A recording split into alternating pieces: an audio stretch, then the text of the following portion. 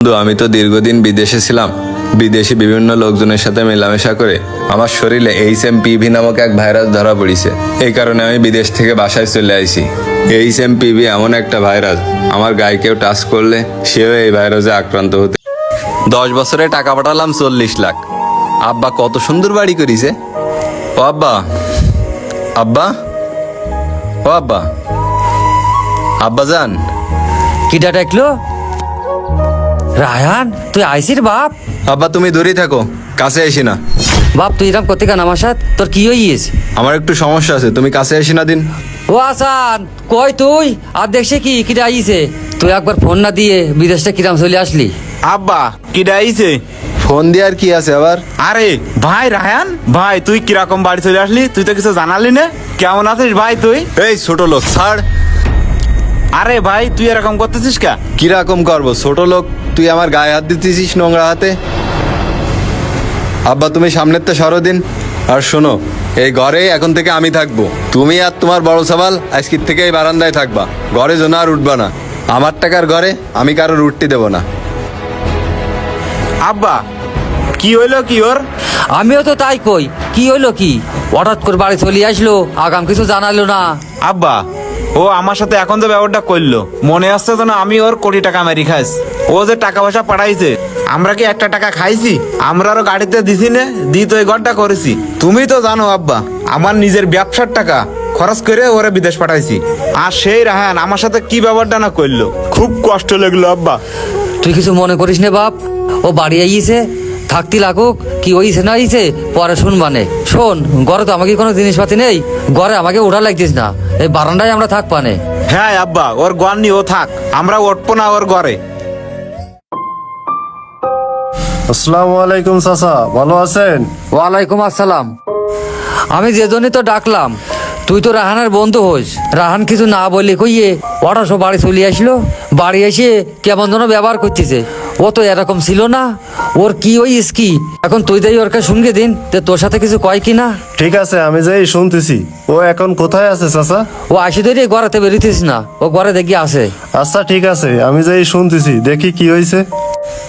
আচ্ছা যা।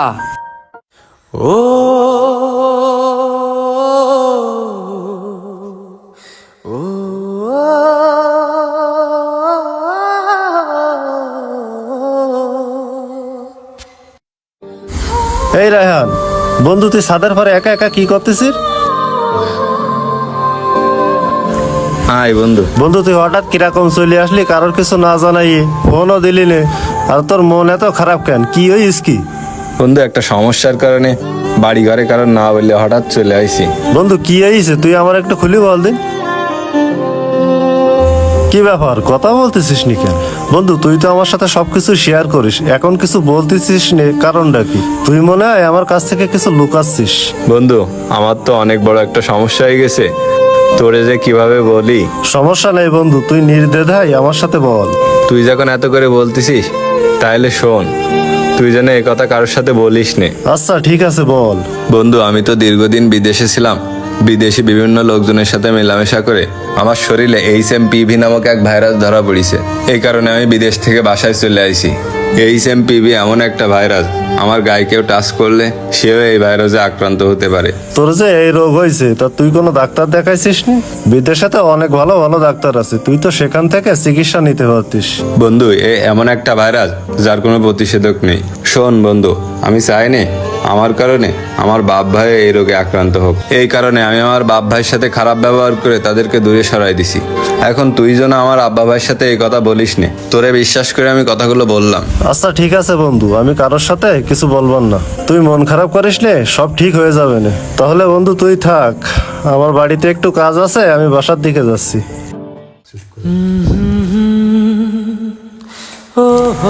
রায়ান বাজান, তুই কনে যাচ্ছিস? কি ব্যাপার, তুমি কাছে আসতে চাও কেন? আব্বা তুই আর নাটক করিস নে। গায়ে হাত দিয়ে না, সরো। আব্বা আমরা সব জানি গেছি। ভাই তুই আর নাটক করিস নে, আমরা সব জানি গেছি। তুই এইভাবে আমাকে প্রথমে কষ্ট দিলি কেন? তোর এত বড় রোগ হয়েছে, তুই তো আমাকে বলতে পারতিস, আমরা কি তোর চিকিৎসা করাতাম না? আমি তোর বাপ, আবার একটা বাপ তো তুই বলতে পারতিস আমার এই রোগ হইছে, আমরা টাকা পাঠাই দিতাম। তুই এত বড় কথা কেন লুকালি? বাজান তোর যদি কিছু হয়ে যায় আমরা তো বাঁচবো না। ভাই কান্দিস না তুই, তোর চিকিৎসা করাবো আমরা। আমরা তো আর বিদেশে যাব, উন্নত মানের চিকিৎসা করাবো। আব্বা আমার তোমাকে চিকিৎসা করাইতে হবে না, আমার চিকিৎসা করাইতে গেলে তোমার এই জায়গা জমি সব বিক্রি করতে হবে, তখন আমার এই বাড়িটার অবস্থা কি হবে? তোমার আমার চিকিৎসা করানি লাগবে না। আমার জায়গা জমি সব চলে যাক, তবু তোর আমরা চিকিৎসা করাবো। আমার এই জায়গা জমি থেকে কি হবে যদি তুই না থাকিস? চল বাজার করে চল, কালকে তোর চিকিৎসার ব্যবস্থা করব। ভিডিওটি আপনাদের কাছে কেমন লেগেছে কমেন্ট করতে ভুলবেন না। ধন্যবাদ ভিডিওটি শেষ পর্যন্ত দেখার জন্য। দেখা হবে পরবর্তী কোনো ভিডিওতে।